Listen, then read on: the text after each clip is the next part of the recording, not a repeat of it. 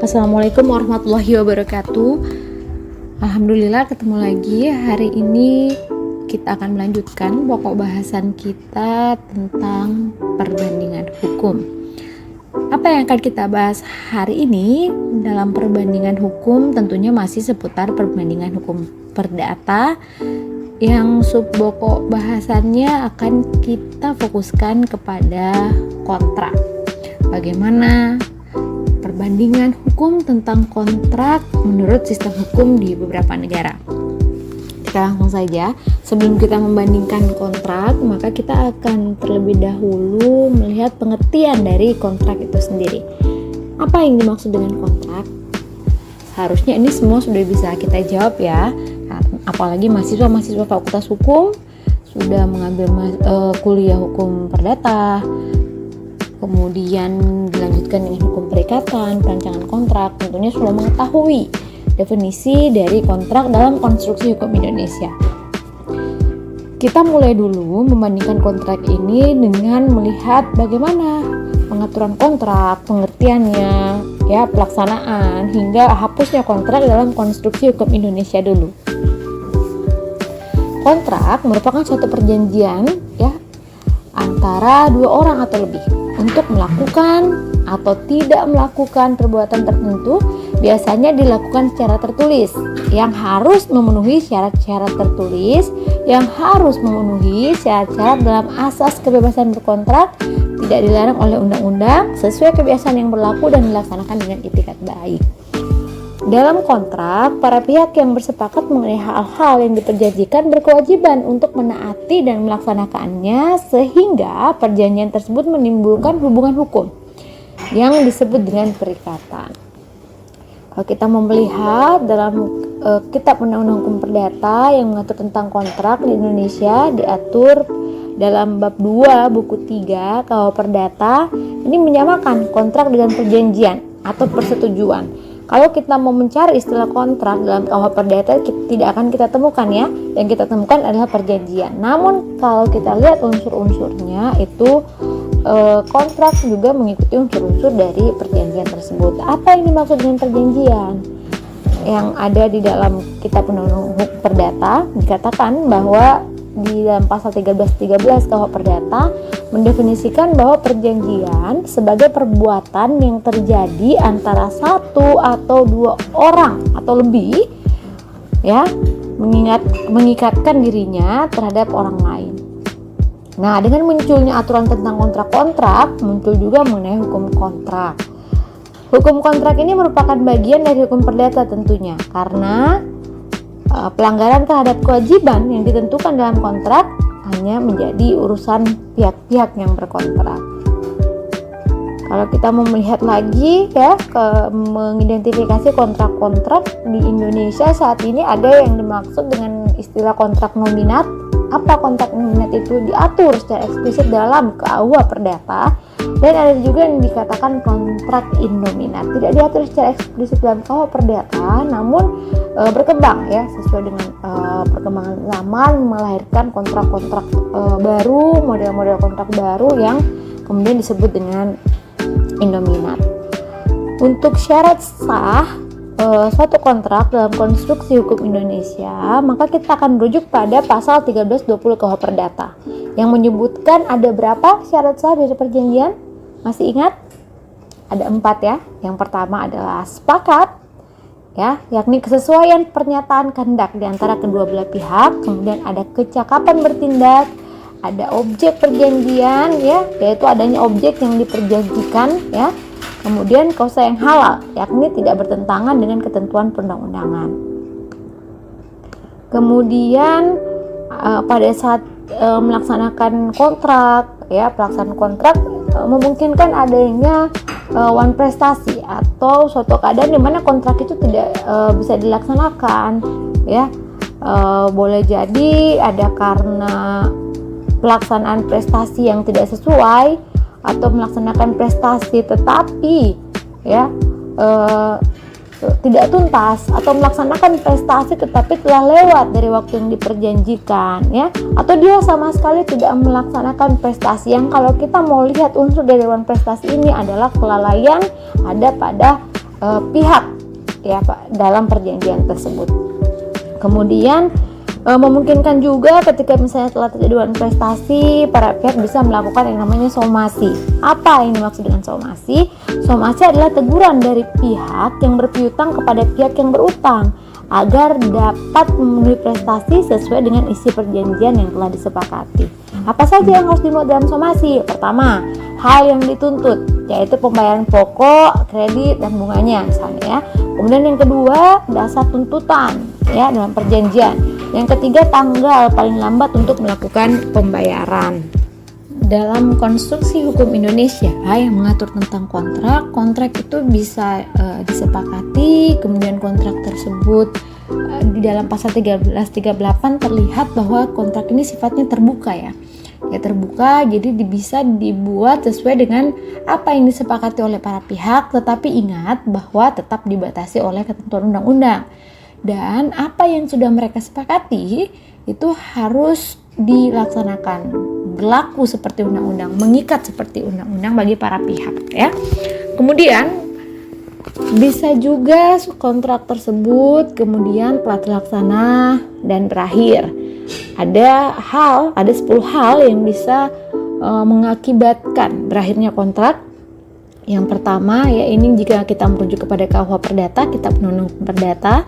Yang pertama ada karena pembayaran, yang kedua konsinyasi, ketiga novasi, keempat kompensasi, kelima confusio, kemudian keenam pembebasan hutang, musnahnya barang berutang, ke-8 kebatalan atau pembatalan, ke-9 berlaku syarat batal, dan 10 daluarsa ya.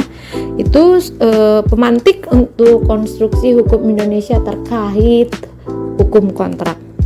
Sekarang mari kita lihat selanjutnya tentang bagaimana kontrak jika kita melihat menurut sistem hukum Inggris.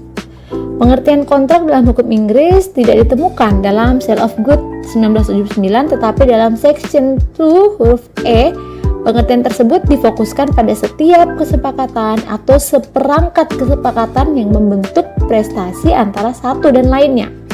Adapun yang menjadi sumber-sumber hukum dalam sistem hukum Inggris dibagi menjadi dua macam, yaitu putusan pengadilan dan statut, sedangkan sumber hukum kontraknya berasal dari statut yang meliputi Sale of Goods, kemudian ada Unfair Contract 1977, ada Contract Act 1999 yang merupakan undang-undang yang mengatur tentang kontrak, khususnya hak-hak dari para pihak. Kemudian jika kita melihat dalam Contract Act dalam 1999, kontrak dibagi menjadi 3 klasifikasi, yaitu sebagai berikut. Yang pertama merupakan kontrak yang berkaitan dengan ketenagakerjaan. Yang kedua, relevan kontrak, itu adalah kontrak yang berkaitan dengan agen tenaga kerja. Dan yang ketiga ada contract of the carriage, adalah kontrak yang berkaitan dengan pengangkutan. Bagaimana syarat sahnya kontrak dalam konstruksi hukum Inggris? Ada 4 syarat sah suatu kontrak, yaitu 1. Kesepakatan para pihak, 2. kecakapan membuat kontrak, 3. konsiderasi, dan yang keempat objek yang sah. Tidak semua kontrak yang dibuat oleh para pihak adalah sah, tetapi ada juga kontrak yang tidak sah karena bertentangan dengan hukum Inggris. Di antaranya misalnya ya, melakukan kejahatan atau kesalahan perdata, kemudian melakukan pengusiran terhadap kekuasaan pengadilan, melakukan intervensi terhadap administrasi pengadilan, merugikan negara, melakukan perbuatan cabul, merugikan kehidupan keluarga, kemudian membatasi kebiasaan individu. Bagaimana dengan berakhirnya kontrak di negara Inggris? Berakhirnya kontrak atau perjanjian disebut dengan istilah discharging of contract, yaitu berakhirnya hak dan kewajiban para pihak yang telah disepakati dan ditentukan dalam kontrak. Ada 4 cara berakhirnya kontrak, yakni yang pertama, cara berakhirnya kontrak karena para pihak telah melaksanakan prestasinya ya. Kemudian yang kedua, berakhirnya kontrak karena para pihak telah menyetujui untuk mengakhiri kontrak yang telah dibuatnya. Kemudian yang ketiga, berakhirnya kontrak yang telah dibuat oleh para pihak karena salah satu pihak melakukan pelanggaran terhadap kontrak yang telah dibuatnya.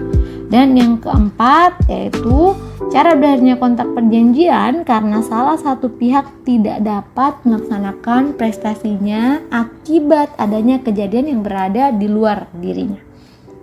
Ya. Selanjutnya kita melihat bagaimana kontrak menurut sistem hukum Amerika. Nah, di Amerika Serikat, pengertian kontrak ini menitik beratkan pada kesepakatan atau janji atau seperangkat janji yang dilakukan oleh para pihak. Ada dua pihak yang terikat dengan dibuatnya kontrak di Amerika, yaitu yang pertama promisor, yaitu orang yang melaksanakan atau menyampaikan atau menawarkan kehendak atau niat.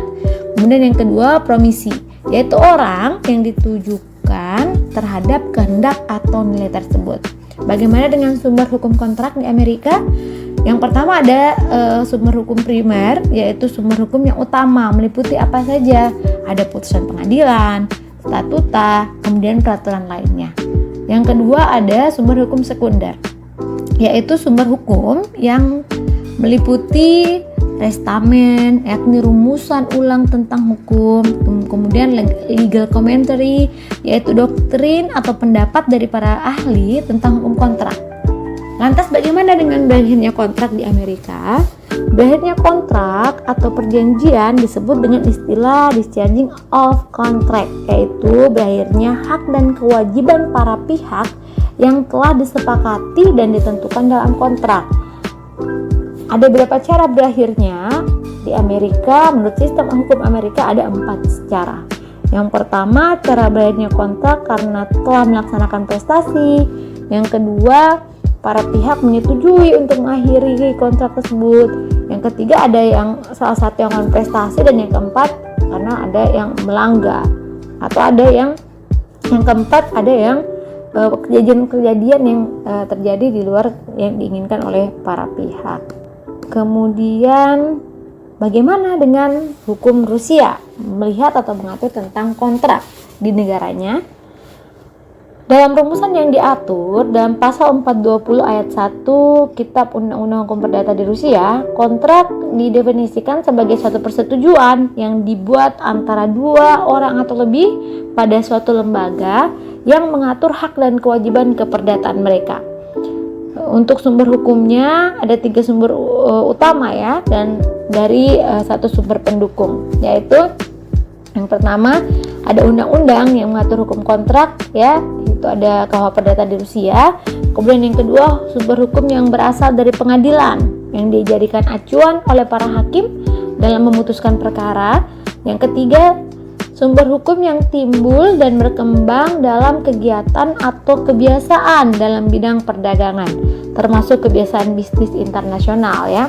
Kemudian yang keempat, pendapat para sarjana hukum. Nah, ini pendapat para sarjana hukum perdata Rusia yang ditulis dalam bentuk buku maupun berbagai media.